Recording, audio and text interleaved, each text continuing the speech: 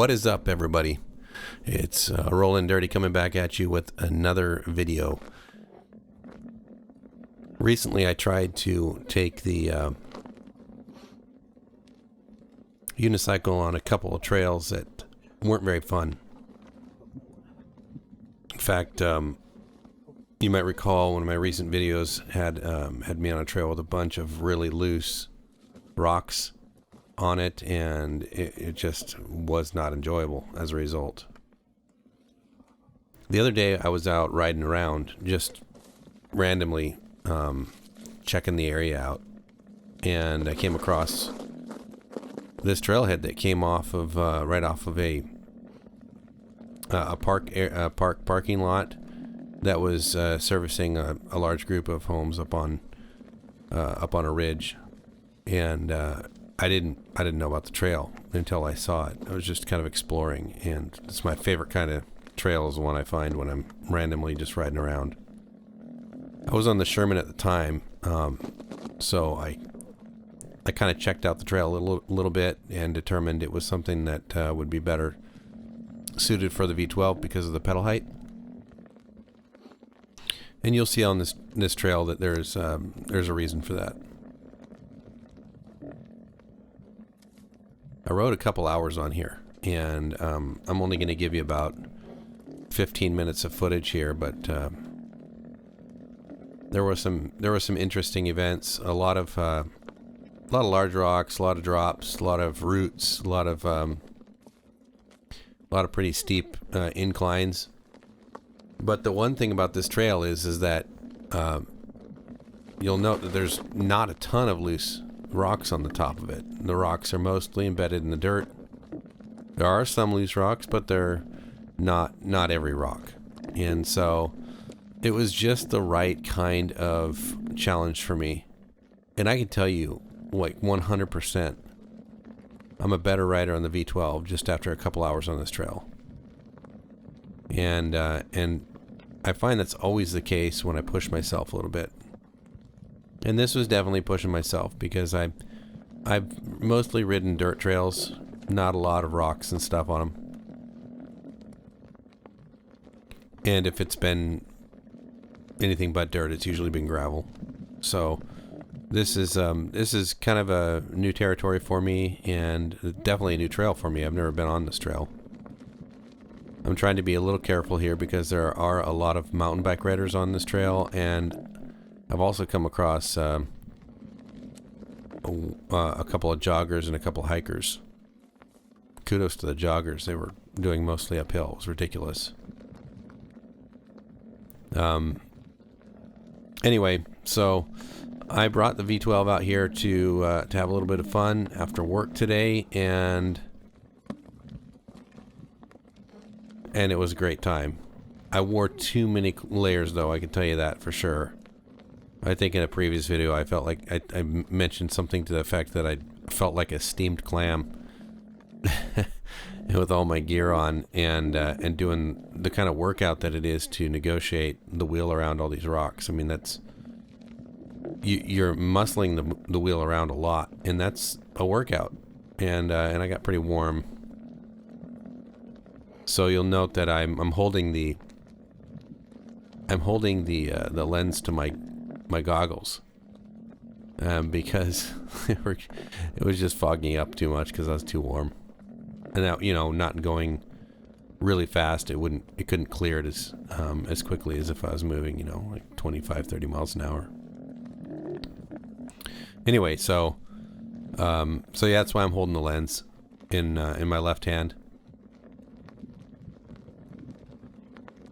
By the way, these are the new goggles. I had misplaced my other ones. I have some 100%s.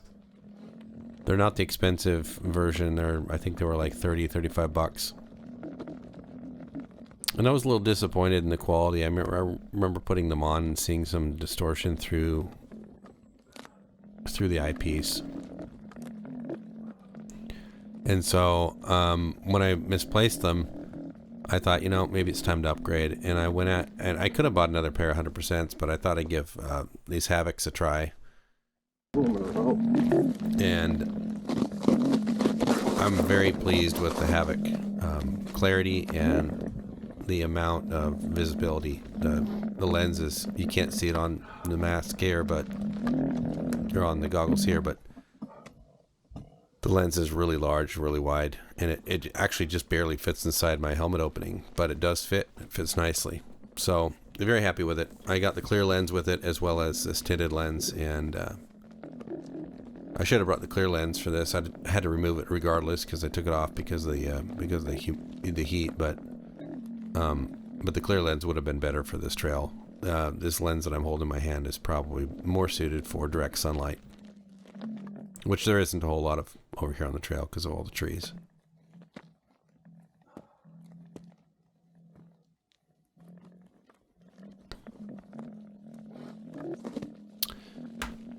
At any rate,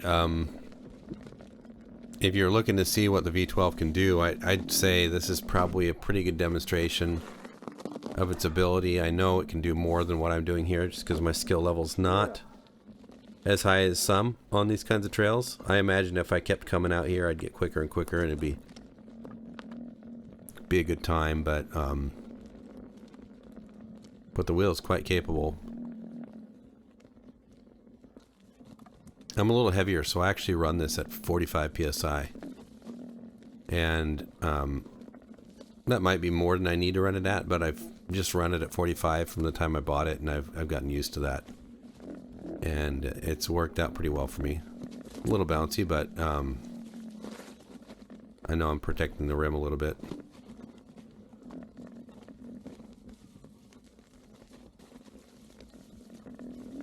I've got the sound on right now because I'm trying to be audible to other people. Normally I don't ride around with the motor sound on, but because there's a lot of blind corners and such, I wanted people to be able to hear me coming. Something new that I experienced on this trail is, you know, when the water is really when the ground is really saturated with water and then it freezes, it'll create like pockets inside the earth. And I noticed as I ride over that stuff, it collapses beneath the wheel, and it's kind of an odd sensation. This guy was funny. As I rolled by, he says, "What the heck?" Anyway, that was kind of entertaining. The look on his face was pretty interesting, but I didn't quite catch it. Anyway, that's kind of the normal response from folks that are audibly surprised. He looked a little confused by what I was riding, but yeah, he just gave me a little chuckle while I was rolling along.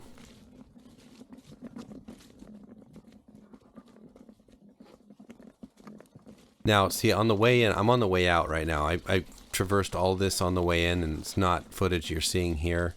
I took it a little slower on the way in, and on the way out, I'm whipping past all this stuff that I went real slow over. Like that last group of rocks on the trail there, I actually wheeled over those. I got off and pushed the wheel over those because I didn't want to go over them.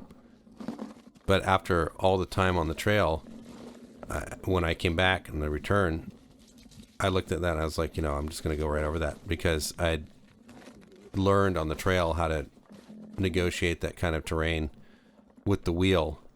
The same with those kinds of routes and stuff. You know, traditionally not been very good at that, and I'm still not. I'm not here to say that I'm the best at this or anything near it, but I made progress is what I'm getting at, and you can expect to do the same thing. Like if you push yourself, I mean, don't go from zero to hero when you first start learning this. Get on the wheel and just gently push yourself to new comfort limits. You know, if you're comfortable doing one thing, next day push yourself a little bit harder to do something a little more difficult than what you're doing the day before. And eventually you'll find that you've learned quite a bit and you feel very comfortable on top of the wheel. Like I feel comfortable on top of this wheel. Like totally comfortable on top of it, especially like on concrete or, you know, smooth gravel or something like that. But even right here, I'm feeling fine on this. Totally comfortable with it. You know, I know that if I'm going quick enough, I can hop over roots and things like that. Sometimes I'll get off if it just looks like it's just not tenable. Other times I'll give it a shot and see if I fail. I had a couple of those earlier on this trip where, you know, there was like a series of like 20 roots in a row on a pretty steep slope. And I was like, I'll give it a shot. And I went at it, and I made it like 2/3 of the way up, but I lost momentum and ended up having to step off. But, you know, I did give it a shot, and I think I'd do that again, given the opportunity to come back here. So, you know, just my point is you really got to push yourself if you want to learn how to ride one of these wheels. You got to take it step by step and just try something a little more complicated every day. I mean, that's really the ticket. And it'll probably feel like the same amount of like pushing yourself along, because as you get better, you get more accustomed to riding the wheel, and things are just easier that used to be difficult. So that's my advice there. I really feel like I learned a lot on this trip. I had a great time. Got some good exercise, which is, you know, you can tell by looking at me that I can use that. And you know, I saw some beautiful scenery. I mean, it's just amazing to rip around out here. Now, if any of you have watched the videos with Mike Leahy, doing jumps and stuff, this is very close to where he was doing those. In fact, if I'd taken this trail all the way up instead of turning around when I did, because I'm running out of daylight, if I'd taken this trail all the way up, see, look, I'm getting off there, and even rolling the wheel past there, it's still scraped. Hi, dear. Hi, dear. On the left, there's a couple of deer. I don't know if you can see them in the camera footage here. They're brown, and you know the underbrush is brown. There's a couple does down there. You're down there. Doe.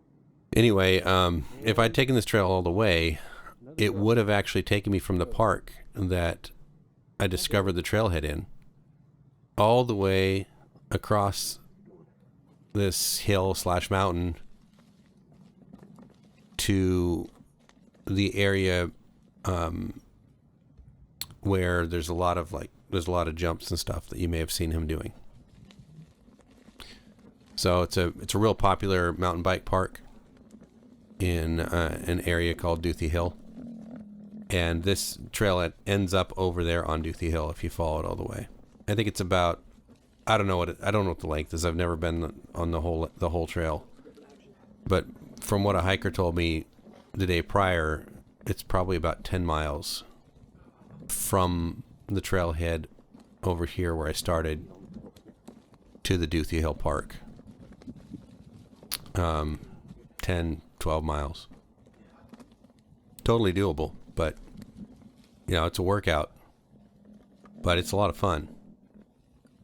At any rate, if you're familiar with with those videos, you'll know roughly the part of the area where all of this natural beauty is, and you can come visit it if you're in the area. It's a lot of fun. A lot of fun out here.